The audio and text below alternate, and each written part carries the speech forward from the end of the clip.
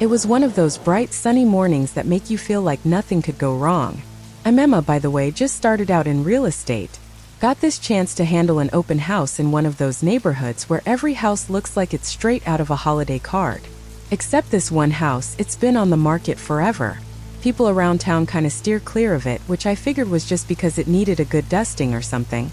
So I'm all pumped up, right? I've got my clipboard, my flyers, and I'm thinking this is my shot to really show what I can do.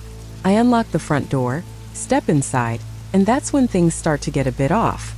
There's this chill that just sort of clings to you. Not like a normal draft, but like something's always right behind you, breathing down your neck. I'm walking through the rooms, trying to get the feel of the place, checking out these old portraits on the walls. And I swear it felt like they were watching me. Every room I went into, it's like the eyes followed. Creepy, right? And then there are these whispers. I thought maybe it was just the wind at first, but how many breezes do you know that call out your name? The place is gorgeous, don't get me wrong. It's got this old world charm, with wood floors that creak in just the right sort of nostalgic way. But the longer I'm there, setting up for the open house, the more I can't shake off the feeling that something's really wrong with this house. Like, it's beautiful on the outside, but inside, it's like it's holding on to some dark secret that it's just dying to tell someone. And that was just the start of the day. Little did I know it was about to get a whole lot weirder. So the open house is in full swing, right? I'm doing my thing, showing folks around, plastering on my best sales smile. But it's tough. The air's thick with this, I don't know, this tension. You can tell people are feeling it too. They'd whisper, something feels off. Or they'd just fidget, looking over their shoulders like they expected someone to be there. It wasn't just me noticing things anymore. Then stuff starts happening that I can't just brush off. We're talking doors slamming shut out of the blue, and I mean with no draft or anything. A vase fell off the shelf right after these two visitors stepped out of the room. No one touched it, it just smashed on the floor.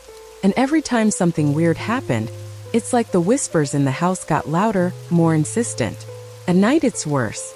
I'd go home, crash into bed, but the house wouldn't let me go. I'd hear my name being whispered.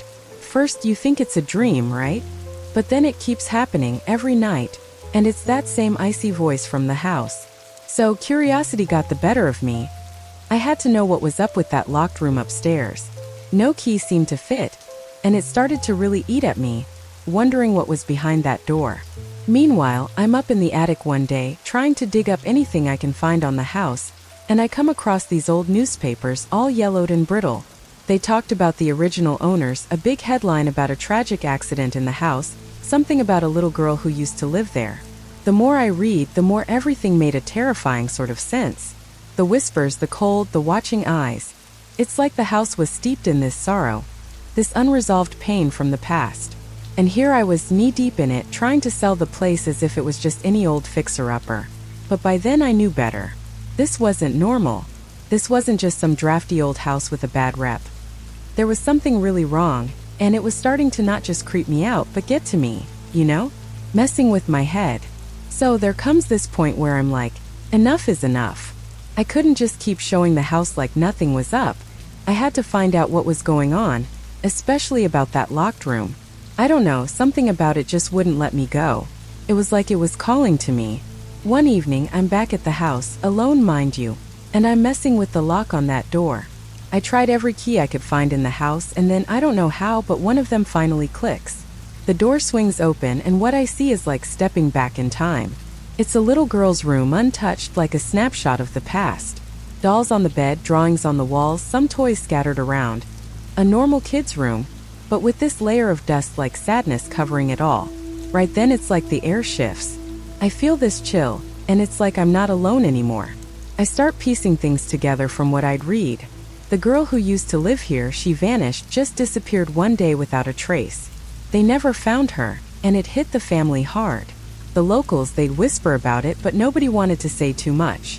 Like it was a wound too painful to reopen. As I'm standing there, in her room, it's like I can feel her. It's like she's right there with me, trying to tell me something. It got so intense, the whispers, the cold. I'd turn around fast, thinking I'd catch a glimpse of her.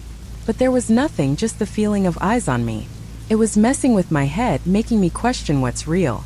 I mean, here I was in this little girl's room, feeling like she might walk in any minute and ask me to play. That night, I couldn't just lock the door and walk away. It felt wrong to just leave it all stirred up like that. I needed to know what happened, needed to figure out if there was a way to help her or me. I wasn't sure anymore. But I knew I couldn't let it go. So this one night, right, I just can't shake the feeling. I gotta go back to that house. It's like something's pulling me there.